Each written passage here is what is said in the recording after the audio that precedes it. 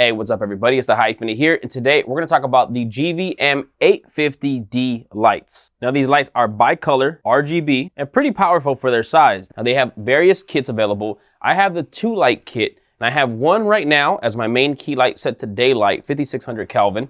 And then I have one right here that is set to RGB. I have it at about 8% intensity. I have the key light set to about 40%, maybe less, actually.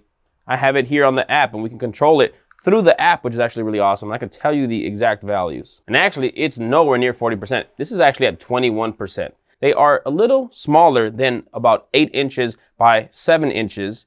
So they do not have a big wide spread. Now, for a key light, I generally prefer a bigger source. I feel like it becomes a little bit more harsh the smaller it is, because then you have to crank up the intensity. Again, this is only at 21. Let's go to full intensity, full brightness, and see how powerful these actually are. That's crazy bright for these small lights. Now, right now, my camera's ISO is set to 500, so it's actually relatively low, and 21% more than enough right here. These are incredible lights for YouTube creators, content creators, for people doing a variety of types of shoots, especially because they're so small, lightweight, and portable. They can run off AC power as well as battery powered. They're also bicolor, so I'm gonna change this to 3200 Kelvin. Obviously, that's super warm because my camera is set to 5600 Kelvin. You can go anywhere between 3200 Kelvin and 5600 Kelvin. So they do have CCT, HSI. Here you can see I can just change all the colors. The app actually is really responsive. It's actually really quick, doesn't have much of a lag when it comes to controlling, changing things. Let's go to different scenes. Let's go to the cop car, candlelight, party. You can even adjust several of the parameters. Now in this video, I'm not gonna fully show you how to use the app. I do have another video coming soon where I'll break all that down. So let's go over some of the details of the light. Each light is 40 watts and has 624 LED lamp beads. They are very lightweight, have a simple to use interface, can run off Sony NP-F batteries. They are made of aluminum alloy and plastic, have 360-degree rotation, have an LCD display, and GVM states that it has a CRI of 97 plus, which I'm not fully sure if that's fully accurate. I don't do a lot of the scientific tests to actually measure the light quality. But looking at the camera screen right now, I can see that my skin tones look pretty natural. A lot of cheaper LED lights have very noticeable color shifts, especially on skin tones. Now the 2-light kit does come with this pretty nice carrying case. It fits everything in here. It's not a large case. It's actually very easy to carry around. So to have everything in here is actually pretty impressive. It's not a hard case, so it's not the most durable. It's not the type of case you're gonna wanna throw around, but it does hold everything nice and neat. You have your handles here, and then you do have dual zippers. So let's go ahead and open this up. So you have 2 AC adapters here to connect to the wall, one for each light. User manual. You do have 2 light stands in this kit. They're actually pretty compact and small. We'll touch more on these in a bit. And they each come with these little sleeves here to help keep it from getting scratched. Then there's this thin little flap cover here. You can open that up, and then underneath you have your 2 lights. Now they do fit nice into these squares here, and they both do come with little fabric covers as well to help, again, minimize any scratches or dings, so you can actually just have everything a little bit more separated. But when you take them off, here you have the actual light. So you have the actual yokes, the actual holder for them to go on the light stand. Then you have the barn doors already attached, so you don't actually have to set anything up. Everything's on here, including the diffuser. The diffuser is already on as well. Now it's nice that they included these bags, but honestly, they kind of just get in the way more. So I don't really use them. I actually kind of keep everything without the bags just to make it easier to set up. It becomes a little bit more of a process to end up taking off each bag, putting them back in. When you do have this little flap here, this separates the lights from the light stands. Now it's a little shocking that everything does fit in here, including the light stands.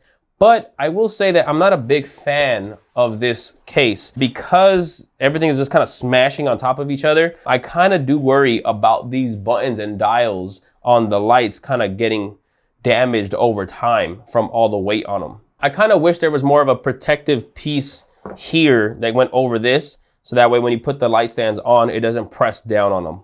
So here's the back of the unit. You have 2 slots for Sony NP-F batteries. You need to use at least Sony NP-F 550 or above.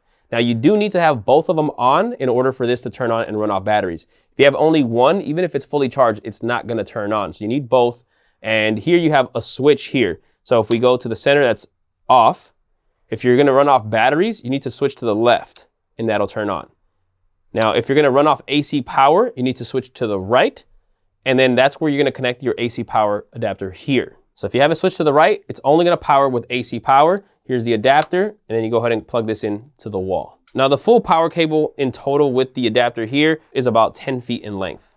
So now I'm gonna turn it on, running off battery, and I'm gonna show you every single button and knob here. Okay, so here you see you have two different options to go up and down, and then you have a mode button, and then you have two dials here. Now the dial here tells you that it's brightness. So BRG is for brightness. Again, bring it down, bring it up, and you see that it starts to increase the intensity.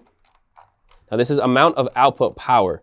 On this side, you see CCT/hue/sat for saturation /SCE. So we're gonna click on this so you can see the different options that we have. So right now we're on hue. If I click it, now we're in saturation. Click it again. Now we go to CCT mode, which is white color, and you can go all the way from 3200 Kelvin to 5600 Kelvin. So you can go pretty much from tungsten 3200 to daylight 5600. Click it again, and now we're back to the color mode, which is hue. Now the hue, as you rotate this, will change the actual color. So you have full 360 degrees of color that you can cycle through. And if you click it and we go into saturation, this is the amount of saturation for that color. So as you start to dial it down, it does start to kind of go a little bit more white. Many high-end lights, when you go to 0% saturation, will go to full white color. Here you still have a tint. I'm gonna bring that back up to 100. Click it again, now we're in CCT. Again, the brightness knob does not have a clickable button, so you can't push that in. Only this one does. Now when you switch to slave mode or master mode, slave will allow your light to be controlled by a master light. And if you're in master, then this is gonna be the light that controls the other lights. Now on each of those, you can actually click up and down here on these arrows to change the channel. This way you can make sure that your master and slave lights are on the same channel, so that way the master can control the other lights. Now if you click on app, if you're in app mode, this is where you're able to use the app on either Android or Apple to control the light. Now when it comes to the yoke, the part that actually holds the light here, you have two locks, so you have to kind of unscrew both to tighten it. I really don't think that's necessary. I think this would be fine with just one lock and the other one being able to be loosened because it's a lightweight light. Now if you have a really big heavy light, then it's probably ideal to have two. But with this being so small and lightweight, what I normally do is I leave one kind of loosened and then I just tighten one of them. That way it's easy to move. Now when you have the barn doors on, if you're trying to tilt down, obviously the barn doors get in the way. If you want to tilt down and keep the barn doors on, there is a great solution. The yoke here does have the ability to be able to mount this 90 degrees. And then now you can really tilt the light up or down and still have full functionality of your barn doors. Now GVM does have additional soft boxes with grids that you can use. So if you do need to kind of shape your light a little bit better, those do work great. Now when it comes to the actual construction and build, this is built pretty plasticky. It's not very premium, however, it doesn't feel cheap. Everything does work pretty well. The barn doors do move pretty smoothly. You can use them to shape light. However, barn doors on square or rectangle lights are not super effective in shaping light, but it does help from spill getting off to the sides or the top and bottom. Now, if you didn't want to use this yoke here, if you didn't want to use this holder, you can actually take it off completely, and there are 1/4" 20 screws on each side. Now, one feature that I wish it did have, which would actually make this be a bit more professional, is if it had the ability to make any adjustments to green and magenta shifts, plus or minus. I think that would actually really make this even more accurate.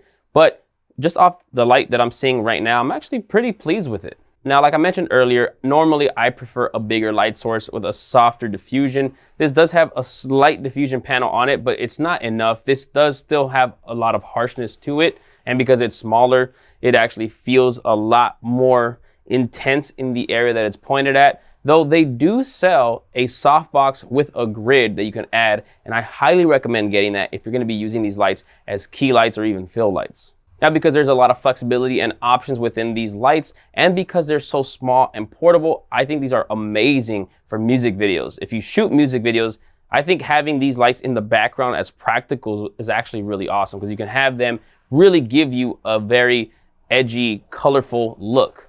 Now, the light stands that it comes with are actually very small. They're very lightweight. I definitely would not recommend using those light stands on any other lights. Anything that's bigger than these lights, don't use them. And even with these, you don't need a sandbag, but it's probably ideal because it could easily be knocked over. Now, when it comes to the app, there are some bugs with it still, and it is kind of hard to manage and control multiple lights within a simple workflow. Controlling one light or multiple lights on the exact same channel is very simple. My biggest issue right now is controlling various lights in different channels with different settings, kind of switching back and forth between them. That still needs some work, but other than that, it actually works really well on Android and Apple devices. So if you're a content creator that's working with a smaller space and you're somewhat on a budget, these lights I would definitely recommend. The 2-light kit is roughly about $300 and the 3-light kit is less than $400. Again, they do come with the light stands, they come with the AC power. They do not come with any batteries. You have to get the Sony NP-F batteries separately, but the Sony NP-F batteries are super affordable and you can find many different brands selling them for very cheap prices with chargers included. One of the features that I really do like is having that master slave functionality built in where you don't need to use the app. You can have one light control multiple lights so long as they're on the same channel. I think that actually is really awesome and not a lot of other lights do that.